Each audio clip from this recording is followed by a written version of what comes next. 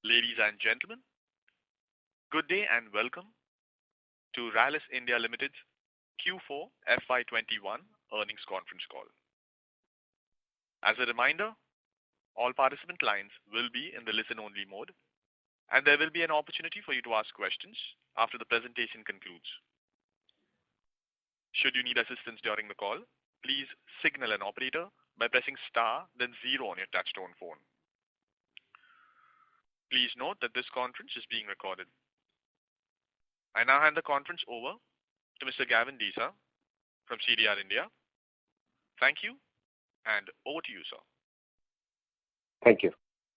Good day, everyone, and thank you for joining us on Rallis India Limited's Q4 and FY21 earnings conference call. We have with us today Mr. Sanjiv Lal, the Managing Director and CEO, Mr. Nagarajan, Chief Operating Officer, and Mr. Ashish Mehta, the Chief Financial Officer.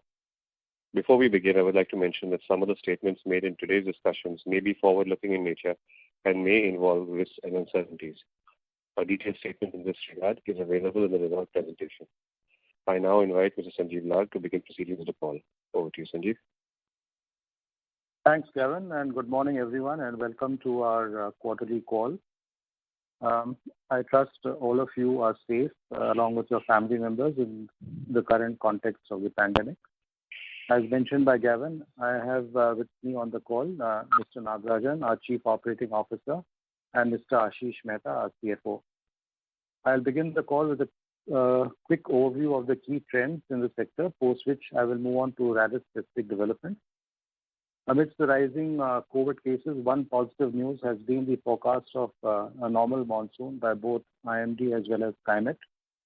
The quarter gone by marked about a 3% increase in Rabi sowing area in India. Good credit growth in rural India kept sentiments buoyant, and globally also the sentiment for pesticides remain positive. Moving on to Rallis-specific developments, let me start with the headline numbers first. For the quarter, we reported revenue growth of 36% and profit of rupees 8 crores compared to 0.68 crores in the previous year, driven by improved performance of domestic and international business. The growth rate was also aided in part by the lower base of the last year. For the full year as a whole as well, we have delivered a fairly steady revenue and profitability growth of 8% and 24% respectively. More than the headline numbers, we are pleased with the factors behind the numbers which are driving the growth. As discussed earlier, we have invested in capacity expansion in some of our plants which have been completed. Our new formulation facility is expected to be commissioned during the first half of FY22 and the multi-purpose plant later in the year. Our newly launched products are getting a good positive feedback from the customers, although demand generation efforts were somewhat hampered through the year due to inability of our team members to engage directly with the farmers. Further, our revised credit terms as well have been well received, as can be seen by our cash flows, and Ashish will elaborate shortly on the same. Our international business is shaping up well with good demand for a majority of our key products. With regard to contract manufacturing business, while we are continuing to witness stress at present, we are undertaking requisite steps towards reviving the business. I will talk about it in detail shortly. In the seeds business, we are undertaking steps to address the present cyclicity in our product portfolio. Let me now dwell a bit more in terms of our strategy for each of our business segments, starting with the domestic business first. As we have indicated in our previous calls, our efforts are directed towards delivering steady and consistent growth in the business. We have drawn a three-pronged strategy towards achieving that objective. First being to strengthen our product portfolio, and we have started that as we introduced at least 2 new products in each year as what we have stated. In FY20 itself, we introduced 6 new products, 3 of which were in-house, while the others were co-marketing.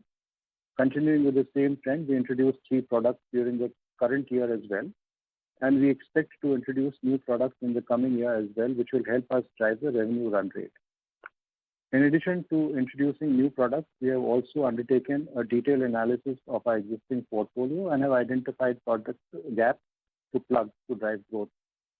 Lastly, our credit terms have been well received by the market. Not only has our product offtake run rate improved, but so has our collection cycle and cash flow as well. We believe the combination of the above measures should help us maintain and drive the business momentum in the near to long term. Moving to the international business, we are witnessing steady demand for most of our key active ingredients. We have also selectively undertaken expansion and debottlenecking of capacities where we see significant growth. As most of you may be aware, we have completed the capacity expansion of metribuzin, wherein we have a significant presence globally. Further, we have also expanded capacities for hexaconazole and pendimethalin. Further, we are also working towards improving our product mix in this business, registering our own products in key markets and increasing the share of formulation business in the overall product mix. I am pleased to report that we have already received registration for metribuzin technical in North America and for metribuzin formulation in Brazil. Secondly, we are also working towards augmenting the overall product portfolio for the business and are on track to add new products. Lastly, in terms of contract manufacturing, while we see near-term softness in the business, given our limited portfolio, we are undertaking steps towards developing the business to make it a key growth driver going forward. With that in mind, we have put in place a dedicated team for the business and aim to leverage our strengths to develop a partnership with global players. Our portfolio approach of having multiple businesses has provided us with stability when some parts of our portfolio are being challenged. Moving on to the seeds business, as mentioned earlier, our attempts have been directed towards building a comprehensive product portfolio to eliminate the cyclicity present in the business at present. We have a strong kharif portfolio at present with a dominant position across two product categories. With regard to the Rabi segment, we are exploring in-licensing opportunities to launch Rabi maize and vegetable seeds till the time our own hybrid seeds get commercialized. Hybrid mustard launched recently has done well. We have also during the year launched a couple of new products which have been well received. Two new products in maize, one in bajra and one in chili. We are also undertaking investments towards building a strong product pipeline for strategic crops like cotton, maize and vegetables. And we are hopeful that with these efforts will help us address the existing gaps in the business and enable us to develop a comprehensive portfolio going forward. A quick word now on CapEx before I hand over to Ashish. Of the 800 odd crores CapEx plan approved by our board, we have firmed up plans for about 550 crores till date, of which, as mentioned earlier, we have completed expansion of a couple of our products and two more will be completed by June 21. That is by the end of Q1, along with the annual shutdown of our Ankleshwar facility. We also expect the CapEx encompassing our multi-purpose plant, pilot plant and automation, etc. to be completed during FY22. To summarize, we believe we are well placed to deliver stable and consistent growth over the coming years. All the businesses are shaping up well, strategically heading in the right direction. While some may be ahead of the others in terms of pace and the level of progress attained, but broadly, as I mentioned earlier, all of them are heading in the right direction. With that, I now request Ashish to walk us through the financial performance before we open it up for Q&A. Over to you, Ashish. Thank you, Sanjeev, and welcome everybody to this earnings call. I hope you all are safe and keeping good health. Highlights for the Q4, as I'm sure you must have gone through the numbers, but as a customer, I need to call out the numbers. Revenue at 471.26 crores was up by 36% compared to same quarter in the previous year. Operating EBITDA at 17.72 crores compared to negative 9.81 crores in the same quarter previous year. Profit before exceptional items stood at 9.88 crores compared to loss of 14.08 crores in the same quarter in previous year. There is an exceptional item of 1.68 crores which relate to profit on sale of assets during the quarter. And finally, profit after tax after exceptional items stood at 8.12 crores compared to a profit of 0.68 crores in the same quarter in the previous year. For the year-end highlights, revenue of 2,429.44 crores grew by 8%. Operating EBITDA at 322.89 crores, a growth of 24.5% over previous year. EBITDA percentage at 13.3 compared to 11.5% of previous year, a growth of almost 170 basis points. Profit before exceptional items at 294.06 crores, a growth of 30% over previous year. And profit after tax exceptional item is at 228.58 crores, a growth of 24% over previous year. Now I'll give you the business-wise breakup for the Q4 as well as for the year end. Domestic formulation business revenue at 172 crores registered a volume growth of 25% with a price correction of 10% downward, resulting in net growth of 15% for the quarter.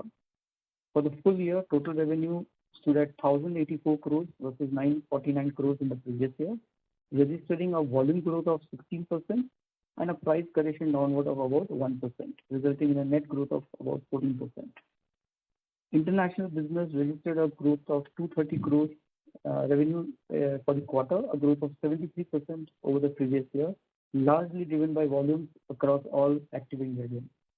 For the full year, total international business clocked at 741 crores versus 722 crores in the previous year, registering an overall growth of 3%, a breakup of which is largely volume with a price correction mainly in metribuzin.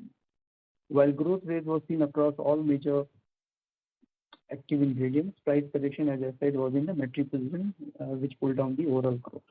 Crop nutrition, this includes both GeoGreen and plant growth nutrients. Net revenue for the quarter was 23 crores compared to 19 crores in the same year in the previous year, an overall growth of 21%, largely driven by volumes. For the full year, crop nutrition is at 120 crores compared to 98 crores in the previous year, registering a handsome growth of 24%, again largely driven by volumes. Seeds for the quarter was at 26 crores versus 24 crores of previous year, largely driven to better price realization, and revenue for the full year was at 401 crores compared to 364 crores in the previous year. EBITDA for the quarter is 3.76 versus negative 2.8% in the same quarter in previous year, and for the full year, EBITDA stood at 13.3% versus 11.5%, registering an increase of 177 basis points. The earnings per share for the year FY21 is at 11.75 rupees versus 9.51 in the previous year. The company's working capital days were at 86 days versus 83 days in the previous year. Receivable days improved to 61 days from 73 days in the previous year. Cash from operating activities stood at 216 crores and total liquid investment as at 31st March 21 stood at 321 crores after meeting capex outflow of roughly 160 crores. ROCE for the year is 18% compared to 16% of the previous year.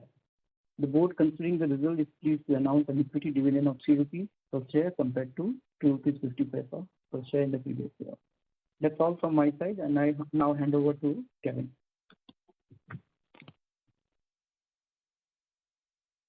Thank you very much. We will now begin the question and answer session. Anyone who wishes to ask questions may press star and 1 on the touchtone telephone. If you wish to remove yourself from the question queue, you may press star and 2. Participants are requested to use handsets when asking questions. Also, in order that the management is able to address questions from all participants in the conference, please limit your questions to 2 per participant. Should you have follow-up questions, we request you to rejoin the queue. Ladies and gentlemen, we will wait for a moment while the question queue assembles.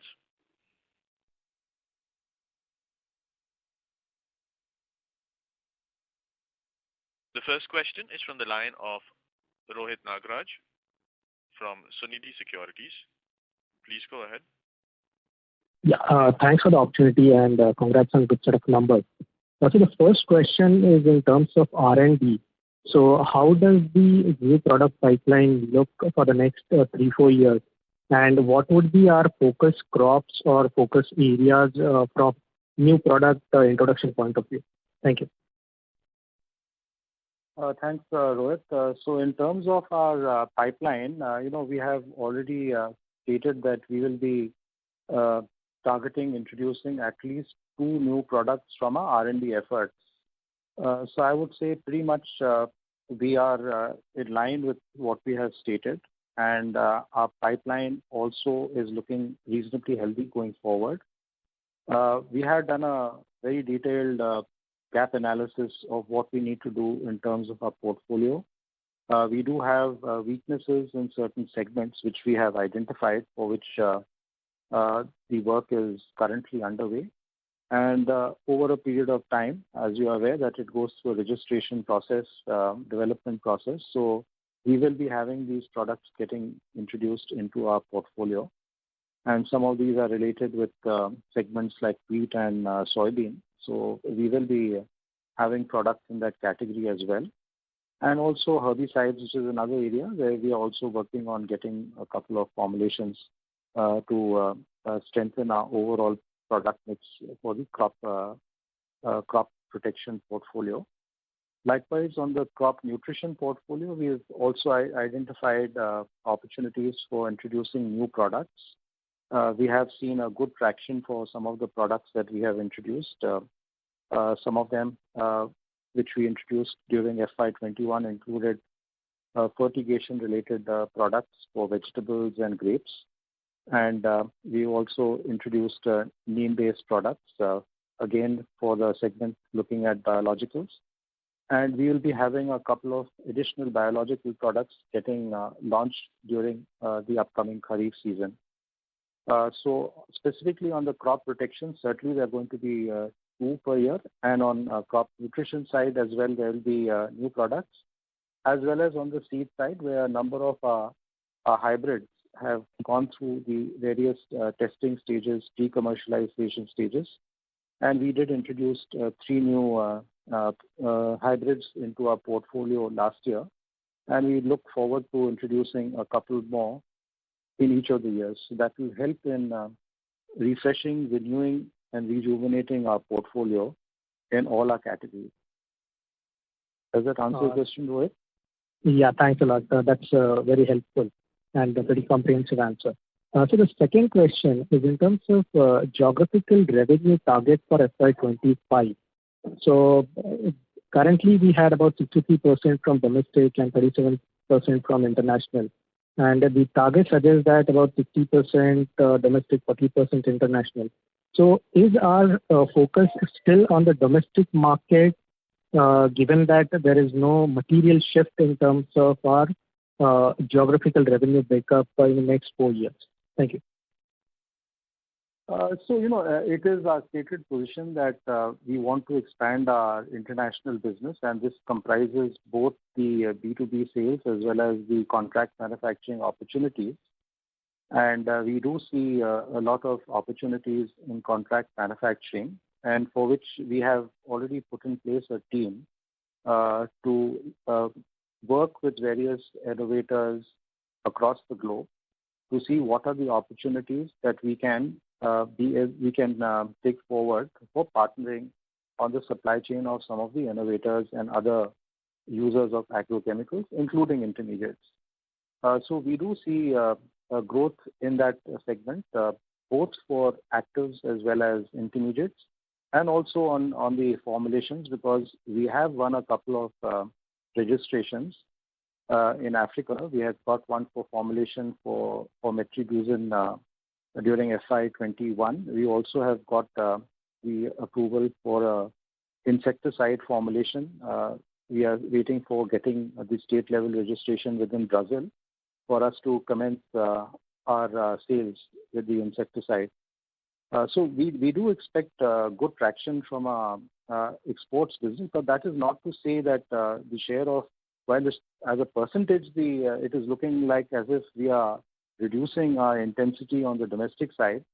But I would just like to re-emphasize that the domestic market is a key growth area for us. It is the largest part of our portfolio. We are expanding our portfolio beyond crop protection to crop nutrition to biologicals and, of course, seeds, which is an important part. There is a good pipeline of work which is happening, especially on some of the problem areas which we have in our portfolio related with the Rabi crops in our seed portfolio. So the work is very much on. So we will be growing that. But the 60-40, I would just like to clarify, is related with the crop protection side. Understood. Thanks a lot, sir, and best of luck. Thanks. Thank you. The next question is from the line of Varshit Shah from Emkay Global. Please go ahead. Thanks for the opportunity and congratulations on a great show, especially on the export side. So my question is first on the reach. So I think if I were to just and doing simple math that you currently have a reach of 48,000 distributors, retailers with 3,700 distributors. That's roughly around 13 retailers per distributor. And the target which you have set out for FY22 is 65,000 retailers on 4,000 distributors. That's roughly the ratio of 16 retailers per distributor. So are you expanding the area of coverage for distribution, or is there a change in alignment strategy at the distributor level? That's my first question. Okay, Naga, would you like to take a go and respond to Varshit? No, actually what we have done, Varshit, is that we had actually done a pilot exercise trying to sort of assess the coverage that we are getting at the retail level. What we find is that there is certainly a scope for us to increase the retail coverage. And while we are referring to the numbers at this point in time, what we also feel is that it is important to look at the throughput that some of these retailers are carrying. So in terms of numbers, certainly I think we would have to increase, but I think more importantly we would have to increase in the relevant set of retailers who are having high throughput. So the intention is to increase the retail footprint, and certainly we will be leveraging the existing distribution channel to achieve it. And of course, wherever we find that there are pockets where we need to add distributors, that will also be done. That is why we are expecting an increase in both, but we do expect the retailers to, what we call them SSPD ratio, to increase in the manner that you articulated. More coverage per distributor as well as more distributors. Sure, and thanks. And second question is on the new active which you are looking for to add in the coming year. So will that come up in the new MPP, or you have some capacity on existing MPP as well to start? And if it could be a broader timeline as in H1 or H2, when do you plan to start the new active for the international segment? So Varshit, this is what will go into the new multi-purpose plant, and that plant is getting constructed. And we are expecting that we should be able to commission that plant during this year. But things may change because of the kind of difficulties that the country is going through, with a lot of the labor which works on the project side having moved away for their own reasons.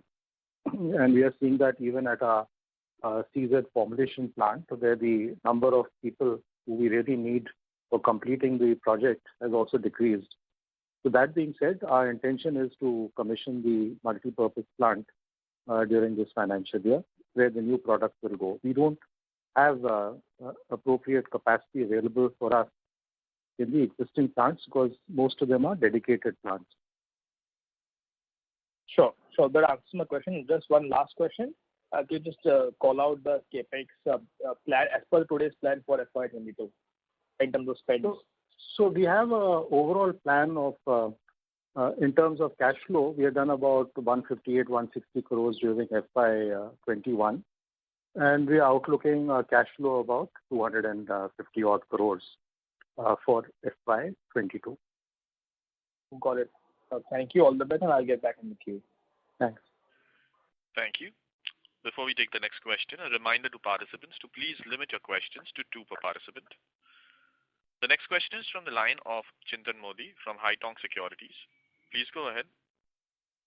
Yeah, thank you for the opportunity, sir. So one, if you could discuss a little bit more about this new product launch, that is EV. What is the kind of market size that you are looking at? How are we planning to kind of scale that up? So that is one thing. And also from this gap analysis perspective, where you mentioned wheat and soybean will be our focus. Could you help us understand what will be the current portfolio in terms of wheat and soybean, and any potential launches in this same in next year? Naga, would you like to go? Yeah, I'll take that. So you wanted details about EV. EV is actually a combination of a strobilurin and a diamide. It is a fungicide plus an insecticide combination.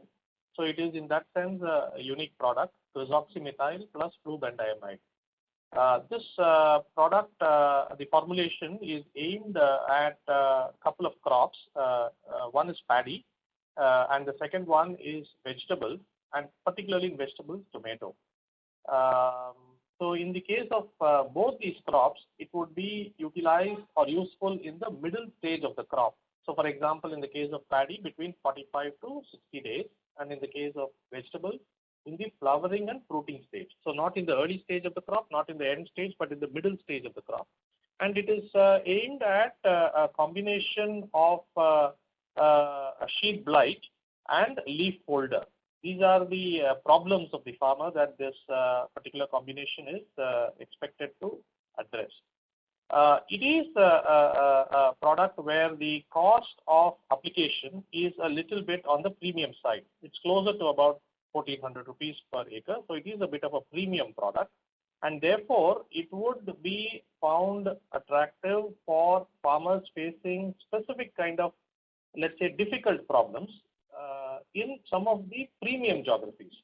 So for example, in the case of paddy, we would expect that places like Punjab, Haryana, Uttar Pradesh, maybe in the case of tomato, it would probably be places like Maharashtra. So these are the kind of places where we would expect this product to be of appeal, because we must remember that there are also lower cost products that are available. But of course, this one is having a utility in a more difficult situation, more stressed situation. The overall market size for this product for paddy and tomato for sheath blight and leaf folder maybe is about 700 to 800 crores overall market. But I think this would be in the premium end of it. So maybe the addressable market, what we can think of, is maybe 150 to 200 crores. So this is some detail about EV. We have introduced this product, and this would be the first year effectively of seeing the ramp up and so on. As far as soya bean is concerned, last year we had introduced a product called Enzip. It was a co-marketed product. And towards the end of the previous year, that is FY20, we had introduced Impeder, which was for the wheat segment. So we have a few introductions that have gone in. Of course, there are many more which are in the pipeline, which our R&D is working on.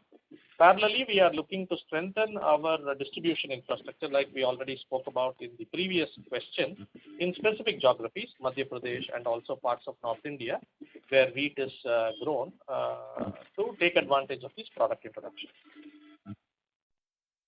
Does that cover your questions? Yes, sir. So that was very helpful. The second question is with respect to the international business, where we have seen volume growth. But wanted to understand more from a price recovery perspective. Like last quarter also, we had seen raw material prices increasing, and that has kind of intensified further. So have we seen any price increase? Because at least in the domestic market in metribuzin, pendimethalin, we are seeing some good amount of price uptake. So from that perspective. So if you take the full year perspective, FY21 over FY20, we do find that metribuzin, international prices of metribuzin, what we have been able to notice is that there is an average drop of about 40%, right? That is the YOY drop. So that is, however, something which has been picking up from having hit a low point in Q3. So through Q4, we have witnessed some improvement. But certainly, if you still take the annual comparison, it is definitely low. We do think that it will improve progressively over a period of time.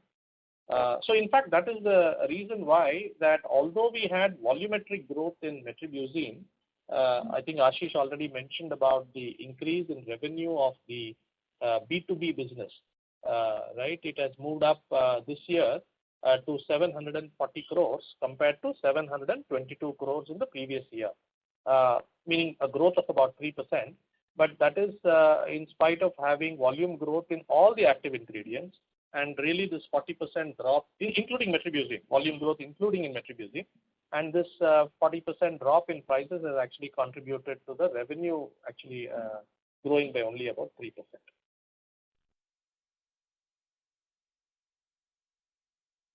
Thank you. The next question is from the line of Amar Maurya from Alpha Accurate. Please go ahead. Yeah. Thanks a lot for the opportunity, sir, and congratulations for a very good revenue growth. Sir, I have two questions. Hello, am I audible? Yes, go ahead. Yes, please, go ahead. Yeah. So first question, sir. I mean, after consecutively 3 years of EBITDA margin contraction, in financial year 21, we had reported a 1.6%, 1.7, 170 basis point expansion in the margin. So do we see this trend to continue from here on?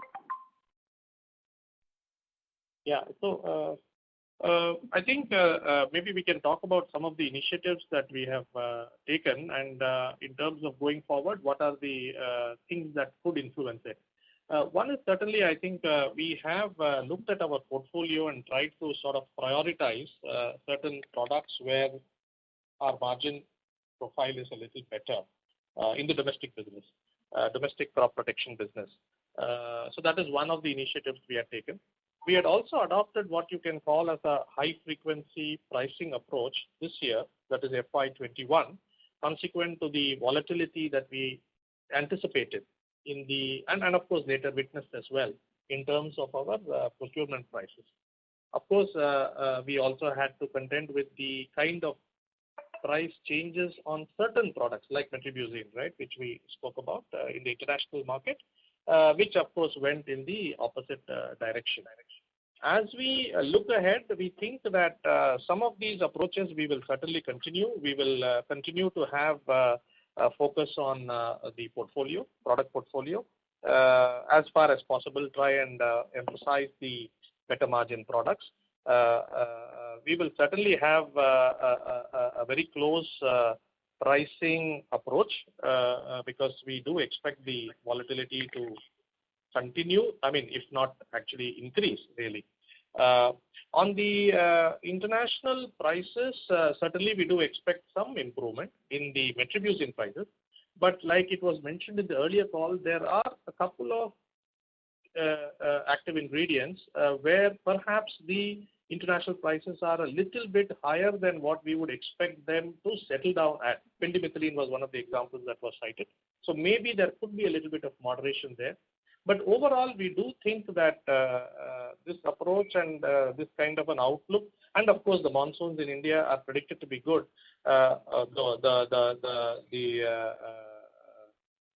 unknown factor is of course the extent of COVID impact. But if you keep that aside, we would be actually positive about the evolution on this front, on the margin front. Okay. Thank you, sir. Second question is on the capex. So if I see currently out of the 436 crores kind of a capex, at least 230 crores kind of a capex would be a kind of a revenue generating capex. So I am eliminating the formulation, pilot plant, and the R&D facility capex.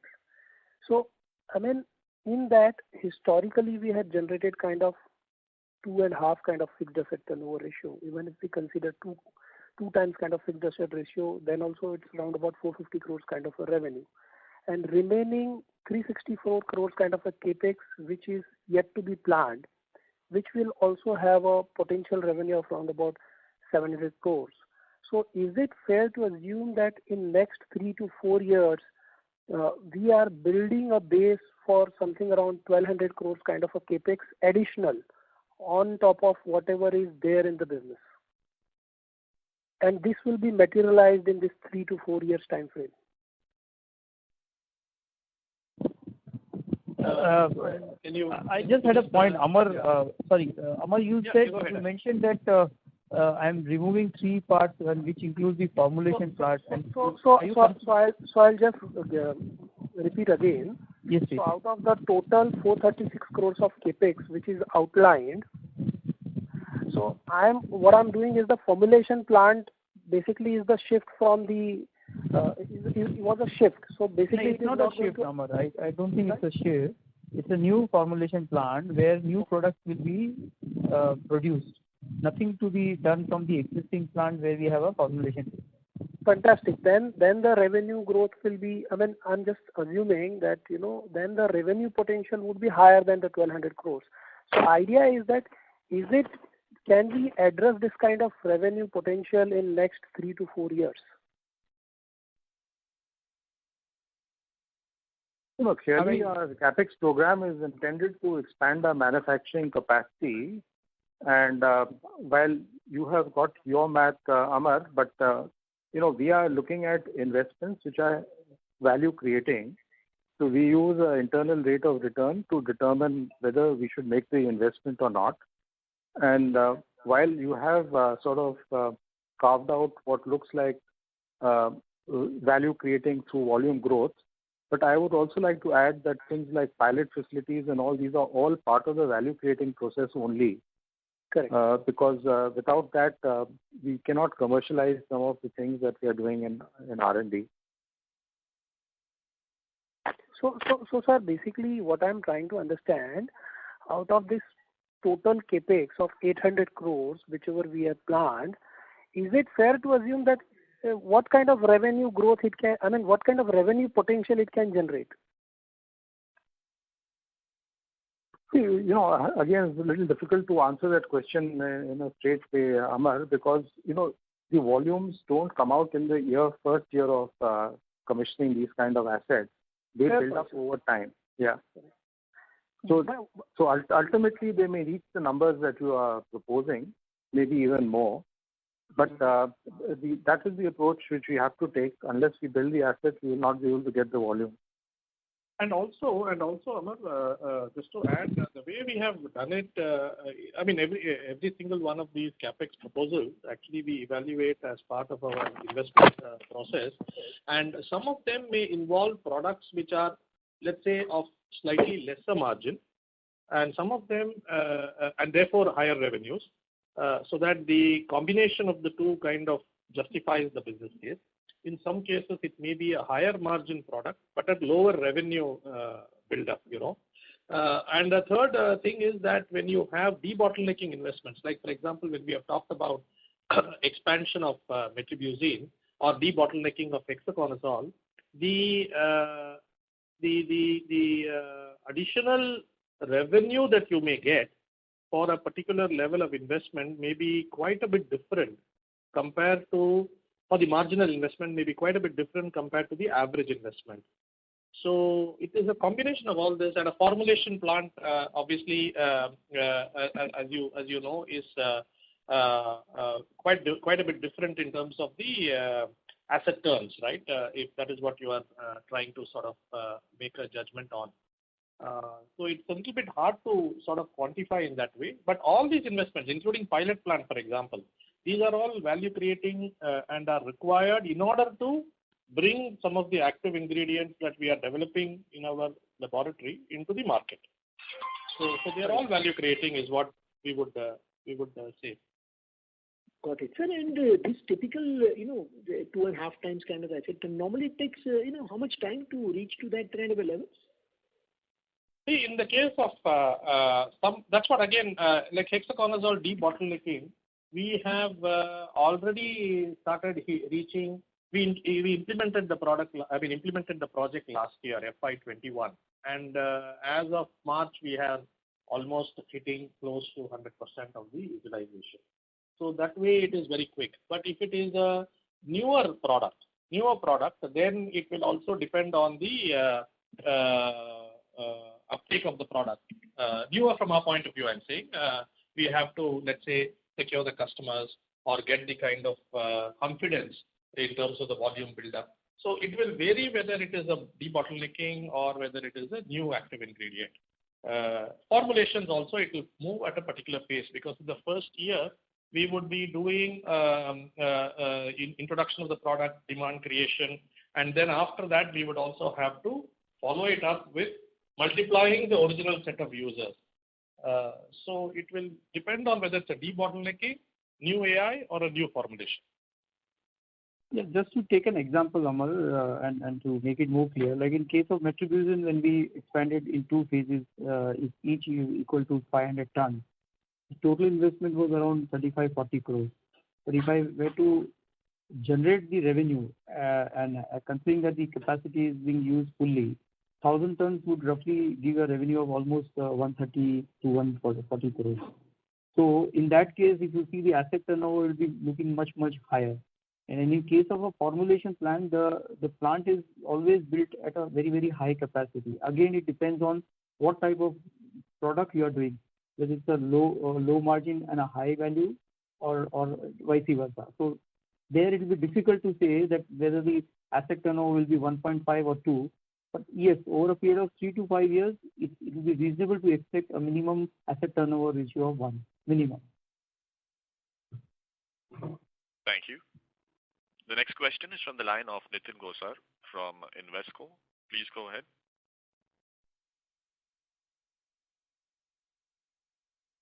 Mr. Nitin Gosar of Invesco, you may go ahead with the question. Yeah, thanks. So 2 questions, sir. One, if you can help on some update on CRAMS. I think I missed out on probably on the update.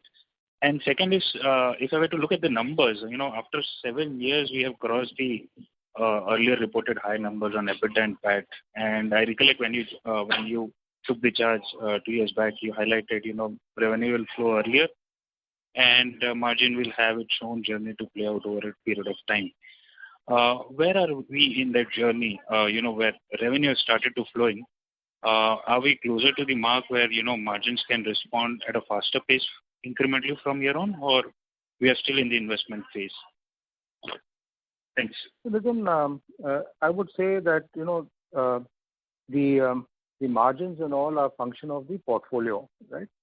And we are in the process of relooking and renewing and rejuvenating our portfolio. So that will happen over a period of time. And therefore, we have prioritized our growth to say that we need to build scale, and that is what we are doing. So I would say largely we are moving in that right direction. And as far as the contract manufacturing is concerned, you are aware that we do have a limited portfolio. And as part of this portfolio, one of the products is linked with the airline industry, which is a polymer. And that has had a certain significant setback on account of the difficulties that sector is facing. So we are expecting that maybe towards end of FY22, that will also revive, and then we will be back to a good trajectory as far as the polymer is also concerned. But what is more important from our perspective is to expand this portfolio and look for newer opportunities. And as we had mentioned in earlier calls, if you had been part of that, relative to some of the other players who have become fairly big in contract manufacturing, we are in a much, I would say, weaker position in this particular category. So it is a category that we have to build over time, for which we have put a team in place who is now engaging with both international players who are doing formulation work, who are doing the B2F, the pharma-related engagements. So both for active ingredients, for formulation exports, we are looking at the entire portfolio, including intermediates.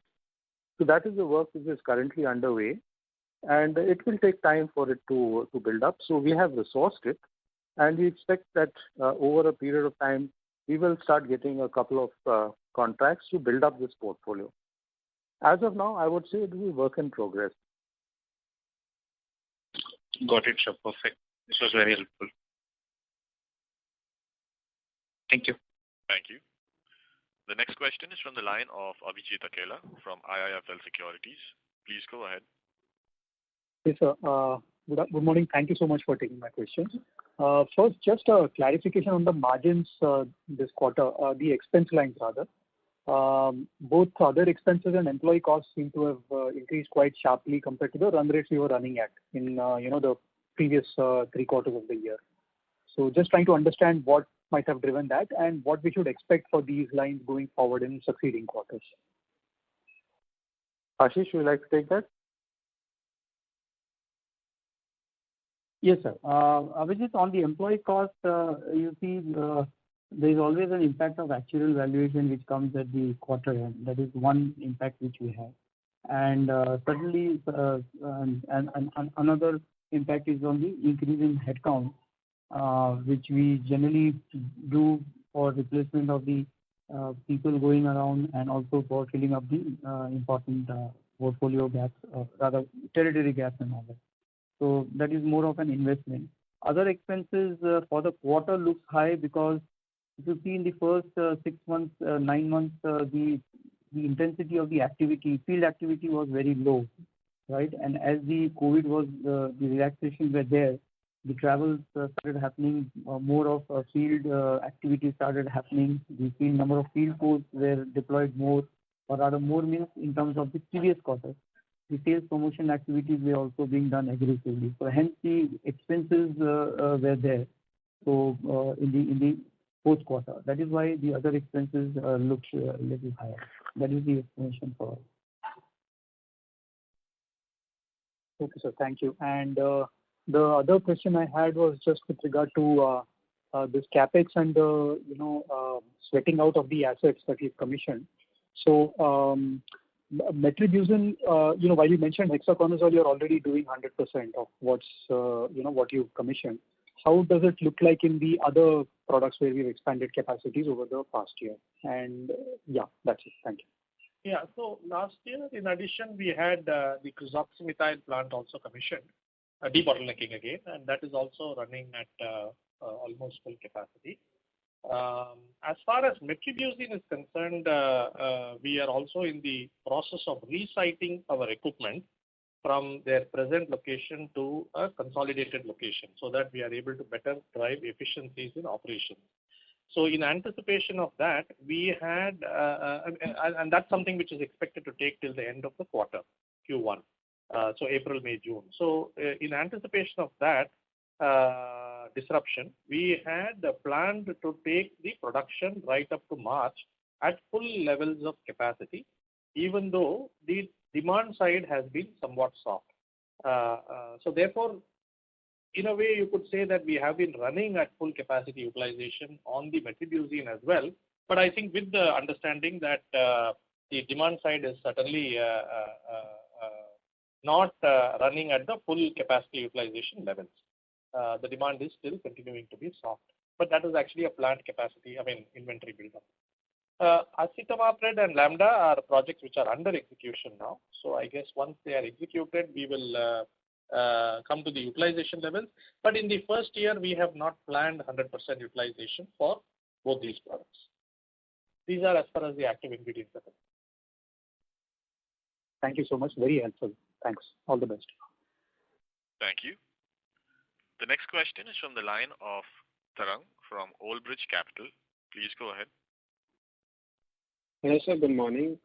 The placement season has commenced and, IMD's come up with a positive forecast for monsoons. But the spread of virus seems expansive through the country. In this backdrop, I have a couple of questions. One, how are you seeing the demand of your products in the domestic market? And what are the bottlenecks that you're seeing in placements? Is it logistics, availability of manpower, so on and so forth? So that's one. The second, are you witnessing any change in cropping patterns, in case of maybe maize, especially because, domestic trends appear to be decoupled from what's happening globally?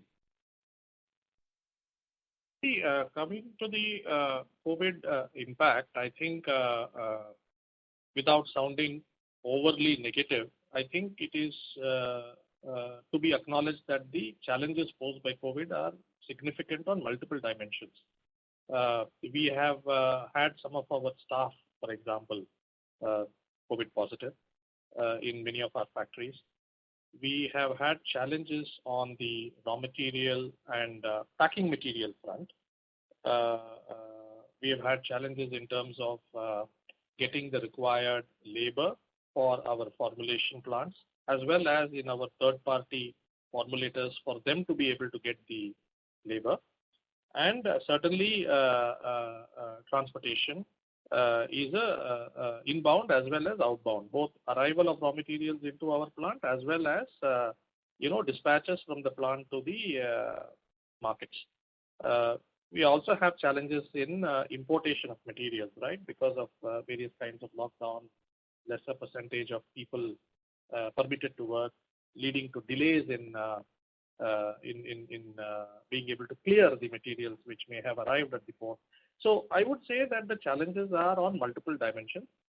Some of the actions that we are taking, I guess the most important and the first one that we are prioritizing is the personal health and safety of our staff. So that we have very clearly communicated is the number one priority. Secondly, we are also prioritizing the operational safety in our plants because as you know, some of these things, even in the last year, learning from the last year, have led to a lot of mishaps in a number of plants across the country, whether in this industry or in other industries. Obviously, we are constrained to prioritize the areas which we will take up during our annual maintenance shutdown, which is presently underway in a couple of our plants. But we are certainly prioritizing the high risk areas, you can say. For raw materials, we are focusing on stocking up wherever possible, even if it means a higher level of inventory. In fact, last year also we had adopted a similar kind of approach. And I think we will deploy a certain amount of capital in raw material stock up and perhaps even in finished goods production and stock up, like in the case of metribuzin that we alluded to earlier. For packing materials, we are trying to sort of bring them in as much as possible, but we are to a great extent dependent on a number of our suppliers. We have obviously tried to have a diversified base of suppliers. But certainly, I think that is one very important area. And that, in fact, has also delayed to some extent our new brand architecture rollout because we are finding that it is a little bit hard to get the required complement of packing materials for all our products. But I think that is something which we are living with, and we will probably focus on getting the material out, even if it is in the old brand architecture, but parallelly try to get the new brand architecture going. On the logistics front, yes, I think there are challenges. So we are trying to sort of prioritize as much of stocking in the tail end of our supply chain rather than in the fountainhead of our supply chain, right? We have the hub, we have a couple of hubs in our domestic formulation, and we got a number of depots, 25 depots across the country. The more efficient way would obviously be to stock up at the hub and then move it to the depot as and when the demand kind of arises. But I think that is a more conventional route. We are now trying to be a little bit unconventional there, trying to actually stock up at the depots to overcome the logistics. Whenever we are able to get the trucks and all of that, we are trying to prioritize that. So these are some of the actions that we are taking, and we will have to actually. There is no prescribed formula that we are able to sort of identify. We're just trying to sort of do the best under the circumstances, and I think that is what we tried last year, and we are encouraged by the success that we got last year. We'll continue to do that this year as well. How are you seeing demand for placements? Demand for placements is positive. Like you said, IMD, SkyMet, everything is giving a positive picture. One of the things that we also learned last year, which I think we have called out in our investor deck also, is that we found that because we were constrained in terms of physical demand generation, we were forced to rely on digital means, but then the digital means are useful as a reminder medium, not necessarily to position a new product. So we were, in a sense, challenged in terms of scaling up some of the new products where the benefits had to be kind of demonstrated to the farmers. So the share of the legacy products, the brands which were strong in our portfolio, that has actually increased last year. So this year we were hoping that if COVID had abated, we would have had a better chance. I mean, looking at the way things were in Q4 when mobility was possible, we thought that we will really be able to ramp up our demand generation for the newly introduced products of last year and the year before. However, I think that is something which may now prove to be a little bit more difficult. We would expect, therefore, the trend of last year to continue, which is that the legacy products might acquire a larger share of our sales mix rather than the new products. And that, in fact, influenced our ITI achievement last year as well. Thank you. The next question is from the line of S. Ramesh from Nirmal Bang. Please go ahead. Yeah, good morning, and thank you very much. The first thought is now, if you look at this year, first half versus last year, we have had a similar situation in terms of COVID and the impact. So, if you can help us understand on a YY basis, assuming that monsoon is normal and the placement is normal, on the base we saw last year, would we be just about maintaining the numbers, or is it possible to see some volume growth for the domestic formulation market? Without sort of providing some kind of guidance on this, we could say that the environment is certainly, from the standpoint of demand outlook and from the standpoint of the good monsoons, things are looking positive. Like we already said, COVID is definitely one factor which we cannot wish away. We are trying to take the actions that I mentioned to you in terms of coping with that. So at the moment, things are looking certainly, simply because of the experience of last year, we are a little bit, you can say, prepared in some dimensions, but some other dimensions may be completely new this year. Okay, the second part is you mentioned biologicals. So in terms of the opportunity size and the kind of investment and as a share of business, do you have any goalposts? Can you share some thoughts on that? We have introduced biologicals last year, FY21, with the neem products that we mentioned, and we will be having more products coming in as part of our pipeline. Because it is a new category for us, our focus is really to, it is also an asset-light model which we are following, which is in terms of sourcing the products from a number of partners. So I think we need to stabilize, we said that we need to stabilize our business model in the course of this year before we put down specific goalposts in terms of revenue targets for this category. Thank you. The next question is from the line of Rohan Gupta from Edelweiss. Please go ahead. Yeah, hi sir. Good afternoon. Sir, question is more on the long-term strategy of the company and the vision which you have shared for FY25. The international business would be roughly 40% of the total revenues. Sir, there just wanted to understand a little bit more. Right now, even the current mix also, you have roughly 37% of business is coming from the international business, and even if after 3 years also you are looking at roughly 40% contribution from the international business. So that alludes that domestic growth probably cannot be sir more than 15%, 12 to 15%, even in the best of the case and in the best of the year. So do we understand that even the international business also cannot grow probably just more than that, 12 to 15%, or maybe just a percentage higher in next 2 to 3 years, or where we are seeing the limitation? Because you have mentioned some very selected points here in your presentation and the slide number 10, that how you want to grow the international business. So my question is more on the, sir, over next 3 years, why the revenue contribution from the international business still will remain at 40%? I mean, that's what we are targeting right now. So just want to understand more on that. So Rohan, you'll be aware that we have an existing portfolio which we will continue to invest in for adding capacity as the opportunity keeps emerging. And of course, you're also aware that we are going to be introducing new active ingredients into the international market. The challenge with introducing anything new is it has to go through a registration process. So it will take some time to build up in terms of value and volumes. Right? And we're also looking at intermediates as part of the overall portfolio of exports as an opportunity. So because intermediates, we don't need the kind of time required for registration and all of that because it goes in for making an active. So those could be some slightly shorter cycle time opportunities. So all these we are looking at. So this is an intention that we would like the shape of the business to be in this proportion.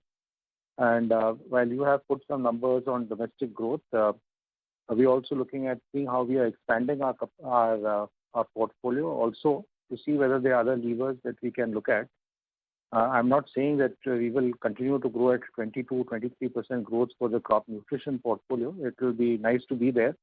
But we are adding products which are relevant for the crops that we serve to see how that part of our portfolio can also create traction for the volume growth. Okay, so I get your point, sir. So on the same presentation slide that where you had mentioned that you aim to be part of an innovator supply chain in the form of exclusive business agreement for the manufacturing of any AI. Sir, there we understand that when you're talking about to be part of an innovator supply chain, so it means that right now you are only our CRAMS business is more focused on a generic product, but there you want to move ahead and helping the innovators in terms of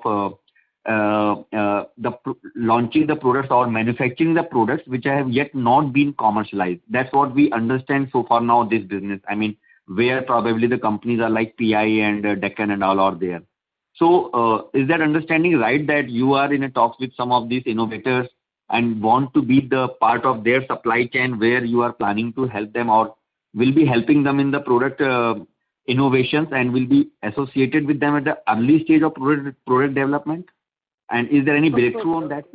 So Rohan, I think you're going into very, very specific areas. But I would like to just keep it more at a general area. When you talk about supply chain, it is both actives as well as intermediate, right? Okay. And we are also competitors to many of the innovators, right?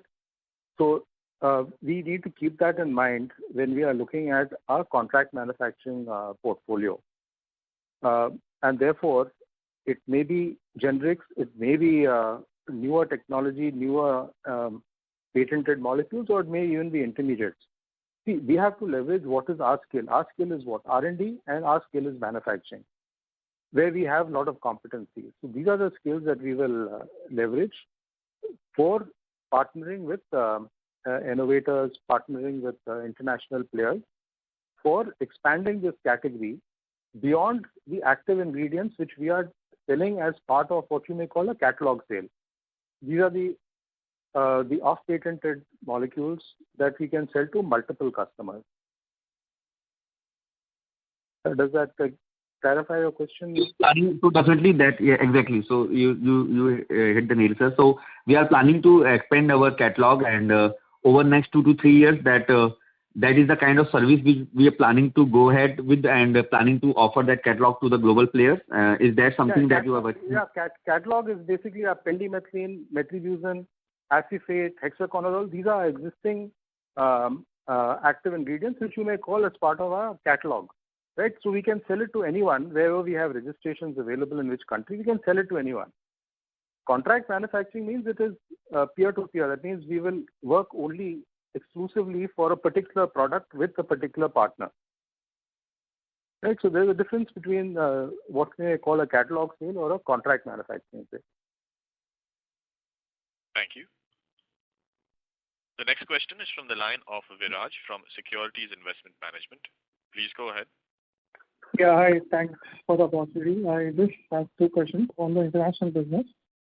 First is, you talked about us getting registration for metribuzin in Brazil and in US. So, if you look at last year and a half, we saw a good amount of pricing pressure in metri, and part of the reason was the inventory build up in North American market. So how's the situation now there? And with these registrations now in place, what kind of a market potential, is open to us now? So, yeah. Yeah, I think that is correct. The market situation was tight last year. Therefore, we were carrying stock in metribuzin. What this allows us to do is to increase the number of clients, right? Number of customers with whom we could engage, because we now have the registration, our own registration, which is what we have started doing. We are in the process of expanding our customer base. So the external conditions are also likely to be better. That is what we think. So therefore, we are hoping that metribuzin will pick up in the course of this financial year, FY22. Okay.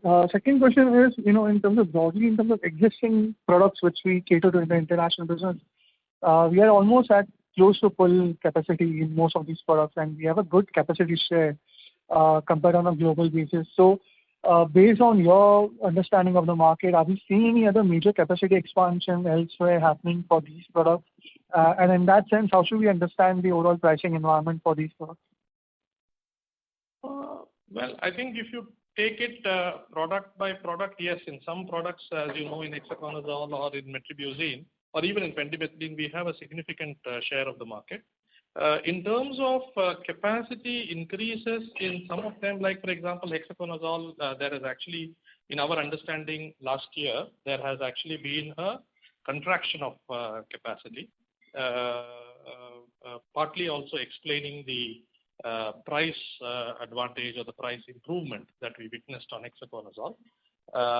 Of course, it is a product which is largely confined to the Asian markets, mainly targeted towards paddy crop. Metribuzin, on the other hand, there was a demand side challenge. I think that we should expect reasonably stable capacity levels in pendimethalin and metribuzin. Acephate, there is a significant amount of capacity which is getting built up, but that is not a new development. It's been under construction for the last, let's say, some time, 1 year plus. So product by product, there are different dynamics. So what we think is that in terms of our capacity utilization, the actions that we are focused on is trying to increase the number of registrations, cell phone registrations, thereby increasing the markets and the number of partners that we could potentially sell to. Apart from, of course, focusing on the domestic market. Thank you.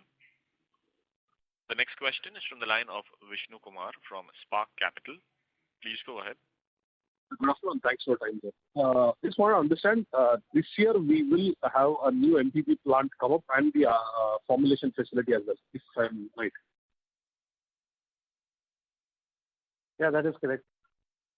Got it, sir. And second, wanted to understand the margins. Now, for the first 9 months, if you see YOY, we had almost 200 basis points margin expansion, but for the fourth quarter, it's almost a 200 basis point dip. Now, if I see incremental margins and incremental revenue, I actually see that your gross margins for that is only 36% as even the 41% that is reported. Now, where is the pressure that is coming if I compare on a YOY basis only specifically for fourth quarter? When you refer to the margins, I mean, you're referring to the gross margin, sir. Means you have calculated it from the because we have not given out the gross margin. Yeah, we have calculated the calculated number. Okay, so here's the way we are thinking about it. Actually, if you look at it on an annualized basis, year-on-year basis, we feel that the margins have actually been quite stable. In fact, you could say a little bit better this year. And when I say margin, we are referring to the gross margins, gross contributions, and that is after knocking out all the variable expenses from the revenue. Of course, there has been a change in the mix, and there are changes in terms of product level margins. So, for example, in the case of exports, contract manufacturing, and domestic formulation, there is a change in mix between these three compared to last year. And within each of these, if you take exports, metribuzin margins have significantly reduced YOY compared to the previous year. However, the margins on some other products, right, like for example, hexaconazole, acephate, what we talked about, have increased. So I think there have been, the point I'm making is there have been variations at the granular level, but at the aggregate level, we feel that the margins have actually improved a little bit. When you subtract only the cost of material and the change in working capital, a change in stock, and compute the margin, what you are referring to, the variable costs are not fully captured in that. So if you actually capture it and calculate the way we do at the internal MIS level, you can say the margins have actually improved. Okay. So would it be fair to say, sir, between the domestic and the exports, I'm just asking a ballpark number here, which would have a higher gross margin on an average, I'm saying, considering everything put together on FY21 overall basis, which segment would have a higher gross margin? Both domestic formulation and international B2B are similar in terms of margin, same range at the gross contribution level. But of course, if you look at the fixed costs that go below the gross contribution level, in the exports business, because it is largely B2B and has a much thinner sales and distribution infrastructure, you would find below the GC level, if you calculate at EBITDA level or something like that, it will probably be higher compared to the domestic business. Thank you. We'll be able to take one last question. We take the last question from the line of Alok Ranjan from L&T Investment Management Limited. Please go ahead. Hi, good morning, sir. So just one clarification on the two herbicides that we have, metribuzin and pendimethalin. What I see is that, of course, the global market size of pendimethalin is more than the double of metribuzin, and in terms of the applications like gram per hectare, if you see, also pendimethalin is widely used. Apart from that, metribuzin, the uses that we see in the crops, pendimethalin is already there. So, but when I see into the company, the efforts that we have taken, either in terms of the registrations or in terms of the manufacturing capacity doubling compared to pendimethalin, where we have increased by 20%, the efforts are more toward the metribuzin side. So what I infer is that the metribuzin looks to be a more mature cross-spectrum herbicide compared to pendimethalin, which is a more broader spectrum and into the more uses. So first of all, is it like pendimethalin a competitor to metribuzin? And is it true that the pendimethalin opportunity to grow is much better than metribuzin, and why we are more focused toward the metribuzin? No, I think if you look at our capacities for pendimethalin are larger compared to metribuzin. And the reason why we had upgraded the capacity or debottlenecked the metribuzin capacity, we had felt that there is an opportunity to increase the metribuzin. But parallelly, we have also increased the pendimethalin capacity as well. So pendimethalin is an important product, and it has its own place. And even in the Indian market, we have strong brands, right? You probably are aware we've got Tata Panida and Panida Grande. These are strong brands which we have for the domestic market as well, apart from the international market. In metribuzin also we have Tata Metri, which is also a strong brand.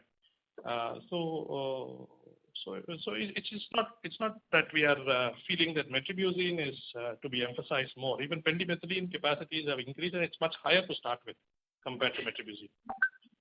But in terms of the global growth, do you believe that the pendimethalin growth potential is higher compared to the metribuzin, and it's a quite mature product, metribuzin? Or is it in terms of the combination, metribuzin has also equally good potential? So how do you see the global growth of the metribuzin compared to pendimethalin? Pendimethalin certainly is bigger. So pendimethalin certainly is bigger, and we in our share also pendimethalin international revenues, you can say absolute revenues coming from international business is higher compared to metribuzin. But metribuzin can also go into new formulations with other active ingredients, and it is being worked upon in number of geographies, and we can supply metribuzin AI to such formulators as well for combination products. Thank you very much. We'll take that as the last question. I would now like to hand the conference back to the management team for closing comments. Thank you all for participating in today's call. There were a number of questions that had been asked. We trust that we've been able to give clarity on that. We are now looking forward to FY22, starting with the Kharif season, which is just picking up. There are certain challenges that are already being faced by the agrochemical industries, and like the way we dealt with the challenges during the previous year, about the same time when the lockdown was announced towards end of March, I'm sure that working closely with the government, the state governments as well, the central government, we should be able to find a workaround to many of the challenges that are being faced, whether it is at the port for clearing products and materials, or whether it is logistics.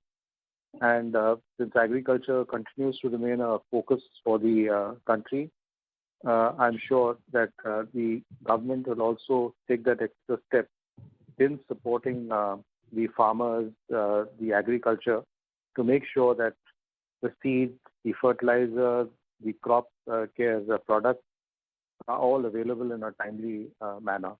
And as we'd already mentioned, that the monsoon forecast looks good. It still needs to play out, so we're all looking forward for a good season ahead. Thank you very much. We'll again reconvene in July for the Q1 results for FY22. Back to you, Gavin, and thank you. Thank you. Thank you very much. On behalf of Rallis India Limited, that concludes this. Thank you for joining us, ladies and gentlemen. You may now disconnect your lines.